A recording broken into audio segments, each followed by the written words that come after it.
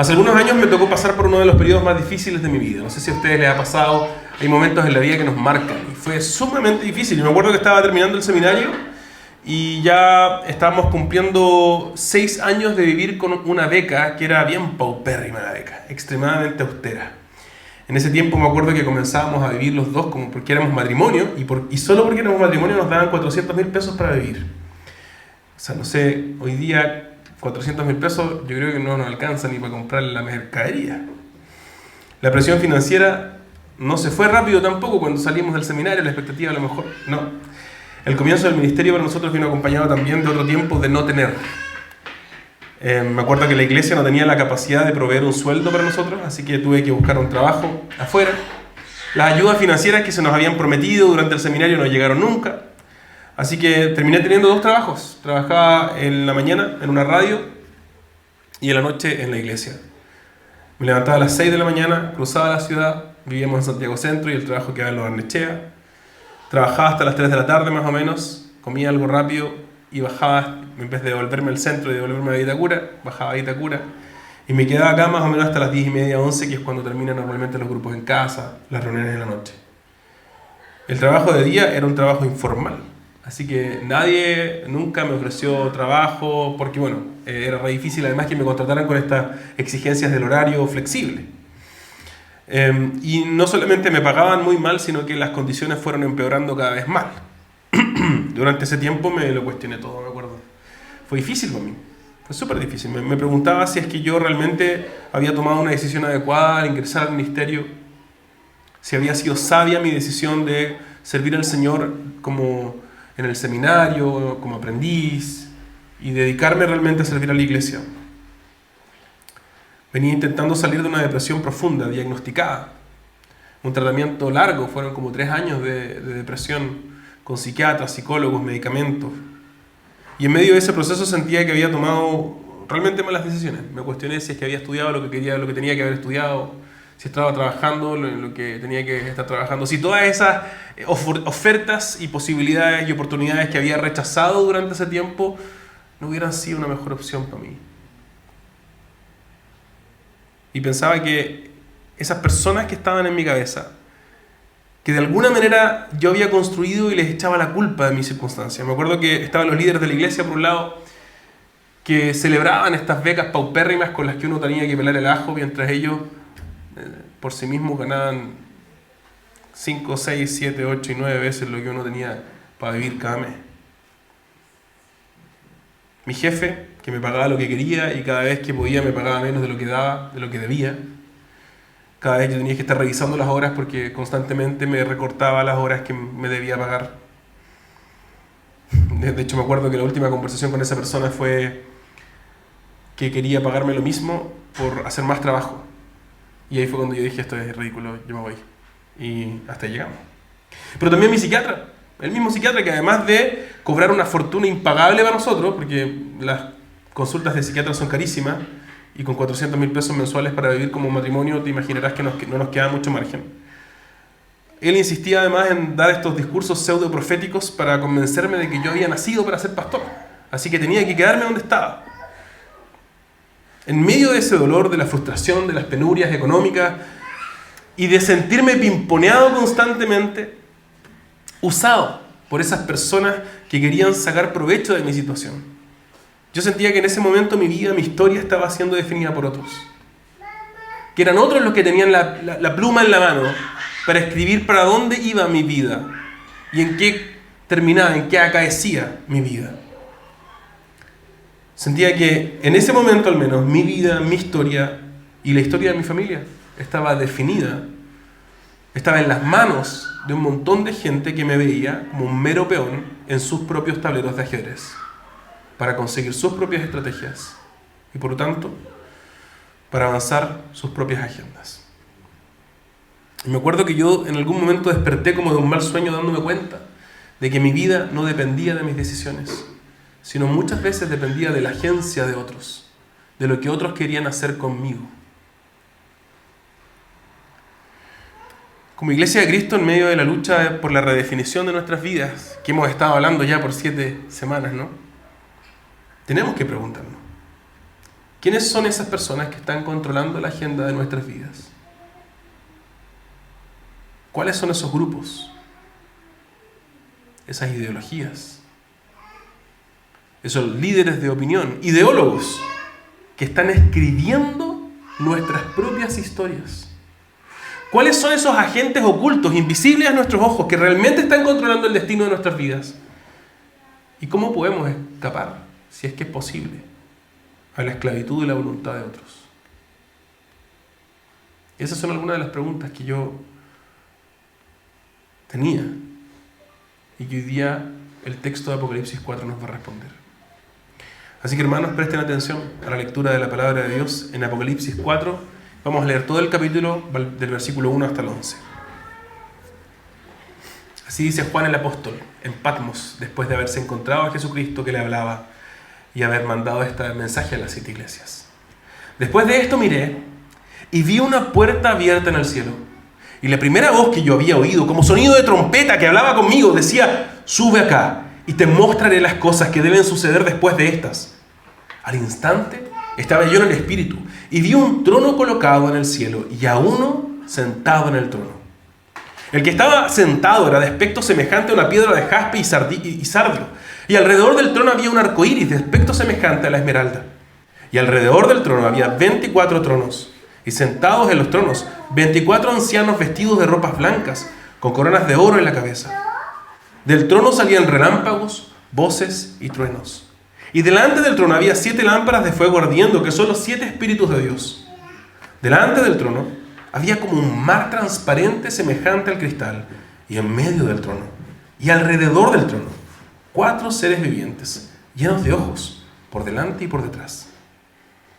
El primer ser viviente era semejante a un león, el segundo era semejante a un becerro, el tercero tenía el rostro como de un hombre, y el cuarto ser era semejante a un águila volando. Los 4 seres vivientes, cada uno de ellos con 6 alas, estaban llenos de ojos alrededor y por dentro. Y día y noche no cesaban de decir: Santo, Santo, Santo es el Señor Dios, el Todopoderoso, el que era, el que es y el que ha de venir. Y cada vez que los seres vivientes dan gloria, honor y acción de gracias a aquel que está sentado en el trono, al que vive por los siglos de los siglos, los 24 ancianos se postran delante de aquel que está sentado en el trono y adoran al que vive por los siglos de los siglos, y echan sus coronas delante del trono diciendo: digno eres, Señor y Dios nuestro, de recibir la gloria y el honor y el poder, porque tú creaste todas las cosas, y por tu voluntad existen y fueron creadas. Hermanos, esta es palabra de Dios. Gracias, Señor.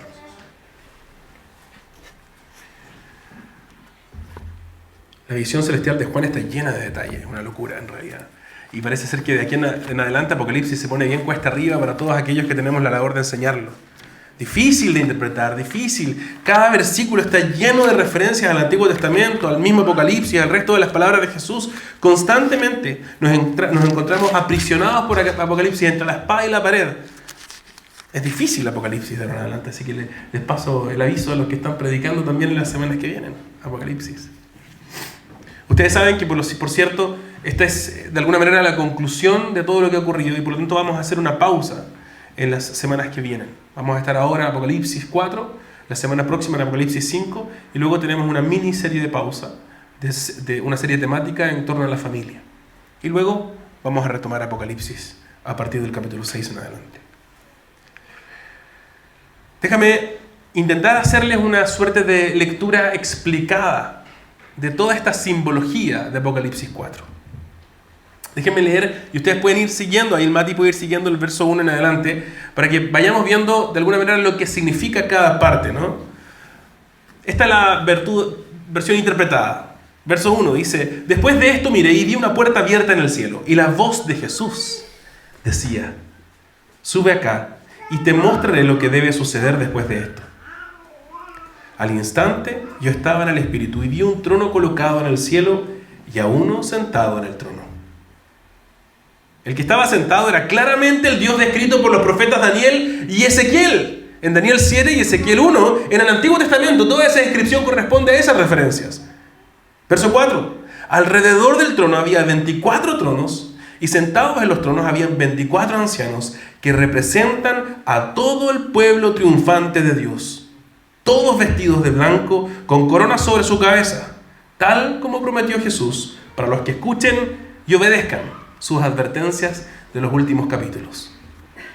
Del trono de Dios salían relámpagos, voces y truenos, tal como vieron los profetas en el Antiguo Testamento desde Moisés en adelante. Cada vez que se encontraban con Dios, se encontraban con truenos, relámpagos y voces.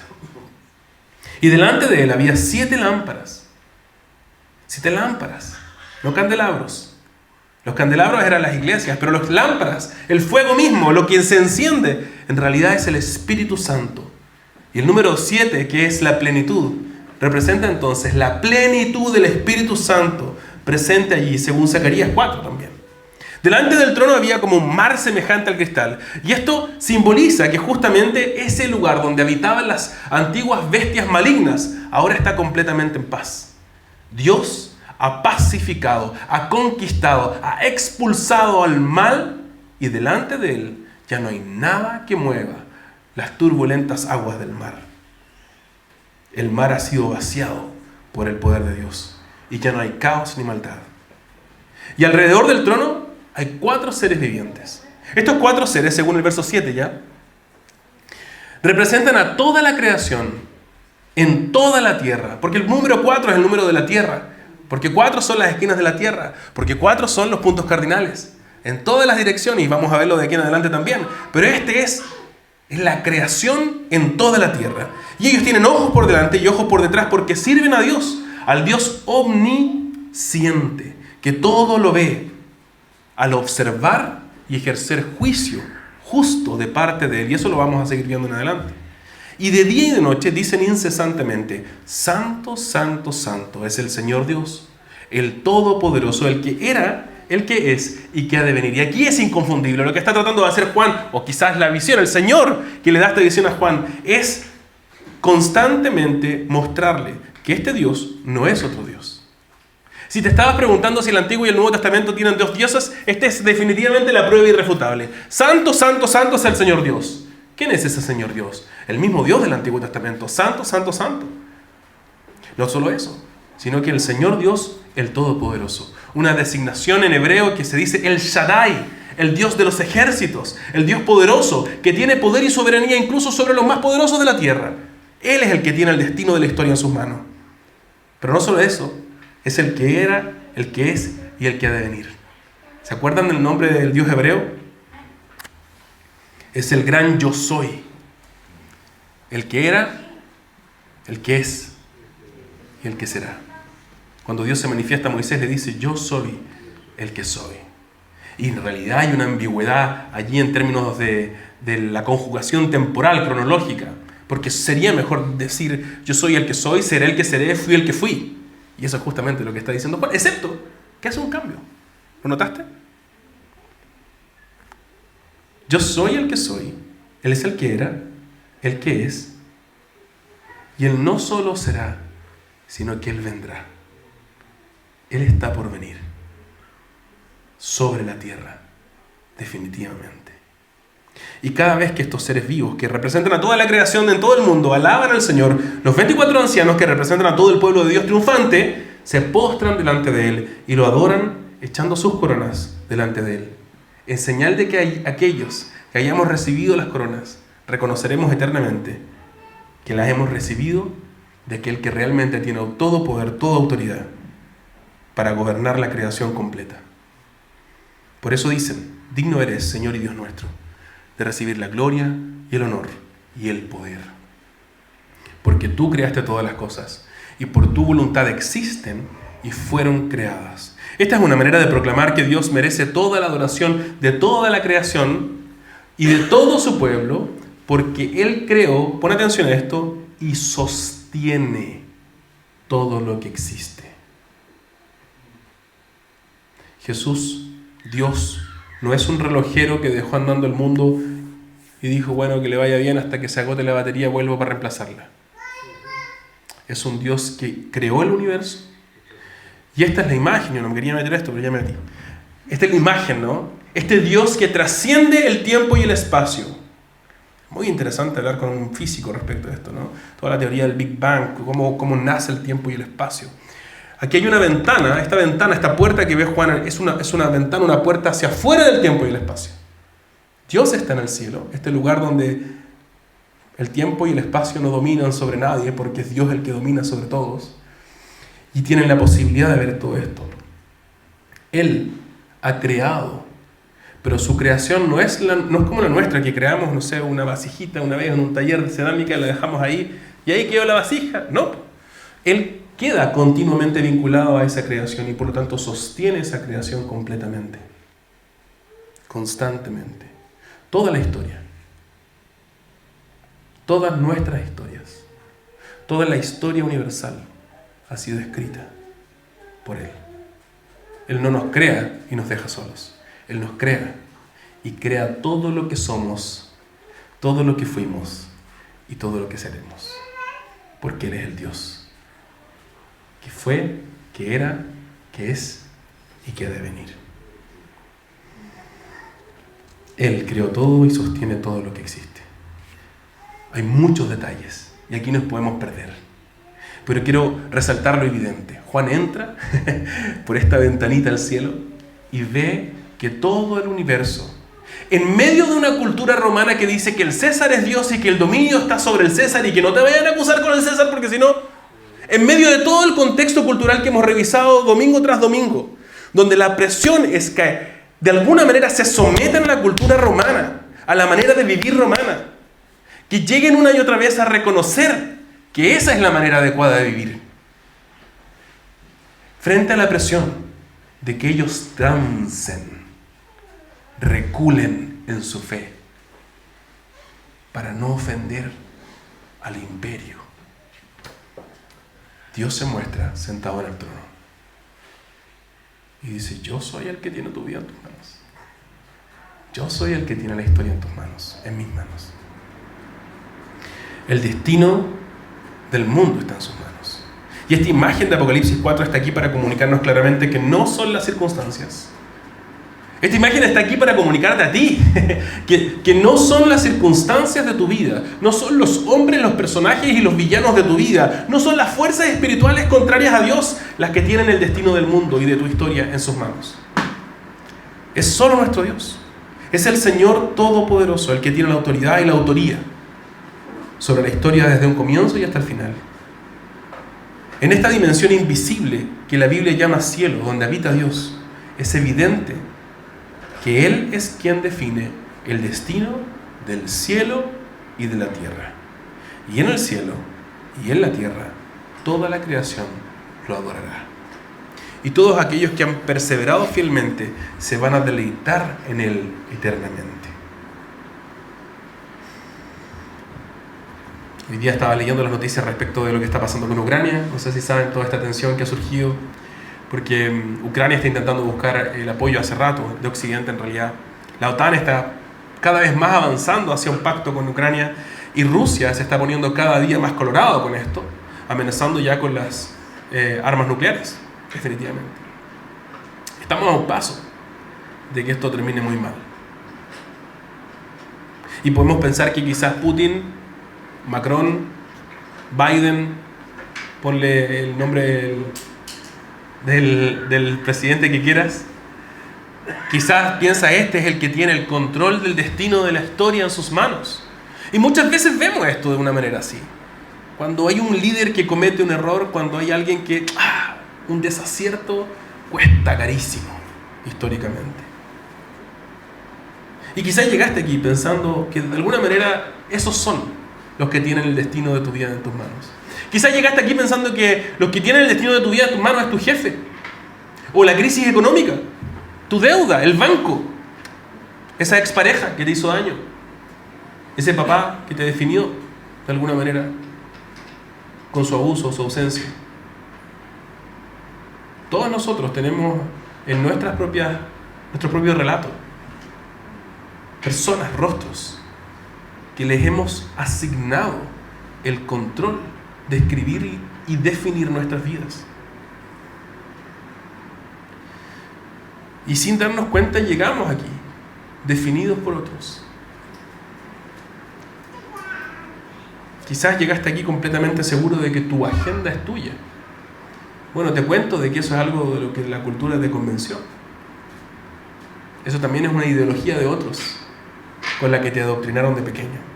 Y no te has dado cuenta de que es meramente el regurgitado de una agenda que te ha sido impuesta. Por eso nuestro tierno Padre revela esta visión a Juan. Porque quiere que los que tienen oídos para oír puedan revelarse a esa definición mundana impuesta con toda seguridad y confianza, sin temor, con toda seguridad y confianza, incluso cuando estamos pagando el costo de sufrir el rechazo a causa de seguir a Dios en un mundo de idolatría. Dios quiere que sepamos que podemos vivir en contra de la corriente, no definidos por el mundo, sino por Él. Y la razón por la cual podemos vivir confiados en contra de la corriente es porque Él está sentado en el trono. A veces los cristianos nos obsesionamos con algunas cosas, ¿no? En el último tiempo hay cristianos que están un poco obsesionados en contra de la ideología de género. Ciertamente hay un peligro allí, ciertamente vale la pena tener esa discusión. Pero hay gente que ya se obsesionó un poco y parece que su cristianismo se transformó en estar en contra de la ideología de género. Algunos incluso en ese engaño terminan peleando en una redefinición del cristianismo en función de ideología. Voy a pelear con ellos. Ser cristiano significa pelear con ellos. Así que de repente me veo y digo, bueno, ser cristiano significa ser de este equipo político. No me malentiendas. Cada uno tendrá su posición política y tendrá que rendir cuentas delante del Señor. Pero el cristianismo bíblico no se reduce a una posición política. El cristianismo bíblico no se reduce a una ideología. No estamos dispuestos a ser definidos por el mundo, ni a favor ni en contra. Dios quiere que sepamos que podemos vivir con confianza en contra de la corriente mundana, no elegir una corriente mundana que esté en contra de otra. ¿Se entiende?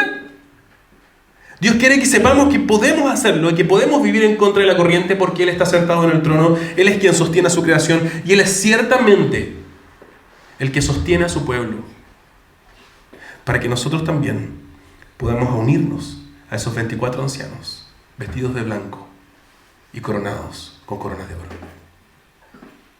Él es el que está escribiendo la historia para llevarla a su conclusión. Y Él usa incluso nuestro sufrimiento pasajero para llevarnos a disfrutar de la gloria eterna. Hermano, hermana, despiértate. Aquí está la visión de Juan. Saca la cabeza por el sunroof que te está ofreciendo Juan y mira un poquito para la realidad que define tu realidad, para la realidad que define toda esta realidad. Date cuenta de que esto es nada más y nada menos que una ilusión pasajera y que lo que va a quedar es el reino de los cielos. Esta es la realidad del mundo. Dios está sentado en el trono. Él es el soberano que conduce esta historia a su fin. Él es quien a ti te conduce a tu propia conclusión. No mires hacia atrás. Sigue caminando hacia adelante. Persevera seguro y confiado sirviendo al Señor, incluso en medio del dolor. Incluso en medio de la frustración. Aún en medio de esos que parecen querer apoderarse de nuestras vidas y definirla. Ellos no tienen el control del universo. Mira, ni Putin ni Biden, ni Netanyahu ni tu jefe, ni tu deuda ni tu expareja, ninguno de ellos está sentado en el trono celestial. Solo aquel que nos ha llamado hijos amados. Continúa tu búsqueda de ser redefinido por el Señor. Continúa buscando vivir para sus propósitos, porque Él es quien sigue estando en control desde el principio y hasta el final. Y al final, quienes perseveran en vivir para Él, nos vamos a unir a esos 24 ancianos, vestidos de blanco y con coronas en nuestras cabezas. Vamos a cantar juntos. Digno eres, Señor y Dios nuestro, de recibir la gloria y el honor y el poder, porque tú creaste todas las cosas, y por tu voluntad existen y fueron creadas. Y como vamos a ver en los capítulos que siguen de Apocalipsis, no solamente han sido creadas, sino que serán hechas nuevas. Como oramos en el Padre Nuestro hoy día, el reino de los cielos vendrá. ¿Se acuerdan que decimos eso casi todos los domingos? Padre Nuestro que está en el cielo, que venga tu reino. Ahí está, el reino de los cielos vendrá. Ese cielo conquistará la tierra. Esa es la promesa de Apocalipsis, una y otra vez. Y la voluntad de nuestro Padre se hará en el cielo y en la tierra. Y los que tienen oídos para oír están llamados a vivir preparándose ahora para ese cambio de mando. Hay algunos que se prepararon bien para ese cambio de mando que hubo en el último tiempo, ¿no? O algunos que se están preparando para el próximo cambio de mando. Este es el cambio de mando más importante del universo entero. Dios vendrá a gobernar sobre toda su creación. Y estamos llamados a prepararnos para eso, luciendo nuestra ciudadanía celestial ahora, poniendo en público nuestra ciudadanía, para que cuando Él venga en su reino no tengamos nada de qué avergonzarnos. Y la visión de Apocalipsis 4 es un recordatorio para nosotros de que no tenemos que temer a otros poderes, no tenemos que temer a los que nos quieren convencer de transar. Oye, pero si te ponías así cuadrado te vamos a echar de la pega. Oye, a menos que tú hagas lo que te estamos pidiendo, olvídate de nosotros. O como decía, nos recordábamos la semana pasada, ¿se acuerdan de mi amigo Guru? Si tú llegas a ser parte de ese grupo de locos, ya no eres parte de esta familia. No tenemos que tener miedo de los que nos quieren convencer de transar, porque nuestro Dios está por sobre ellos y su capacidad de hacer daño está muy por debajo de la capacidad de nuestro Dios de hacer el bien, incluso por medio de ese daño. Quisiera terminar con una frase de un teólogo que me gusta mucho, se llama Ashley Null. Él dice así: Dios nos lleva por caminos que nunca querríamos recorrer para llegar a lugares que nunca querremos abandonar. Si que reconocemos entonces que el que está sentado en el trono, el que escribe y define nuestras vidas es Dios, tenemos que reconocer que a veces Dios nos lleva por caminos que nunca querríamos recorrer. Pero eso es para llevarnos a lugares que nunca vamos a querer abandonar. Yo sé que muchos de ustedes están lidiando con dolor y con frustración. Con un dolor y la frustración propia de que la vida es algo que nos pasa, ¿no? Algo que muchas veces está fuera de nuestro control y pensamos que son otros los que nos quieren hacer daño, los que nos están haciendo daño. Y le echamos la culpa. Como yo le echaba la culpa a mi psiquiatra y al pastor y no sé quién más, le echamos la culpa a gente nosotros. ¿Quién es el culpable? No, y vamos encontrando. El presidente. No, lo que pasa es que Putin. No, lo que pasa es que mi jefe.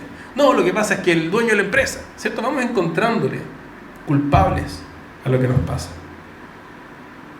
Y por eso quise terminar recordándonos que el que se va a reír en último lugar es nuestro Dios.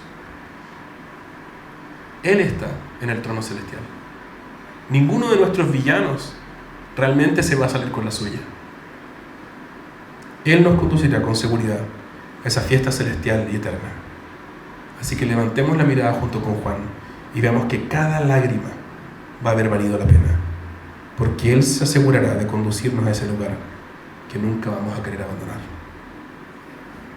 El domingo pasado leímos el Salmo 2 y hoy quisiera terminar leyendo un par de sus versos nomás.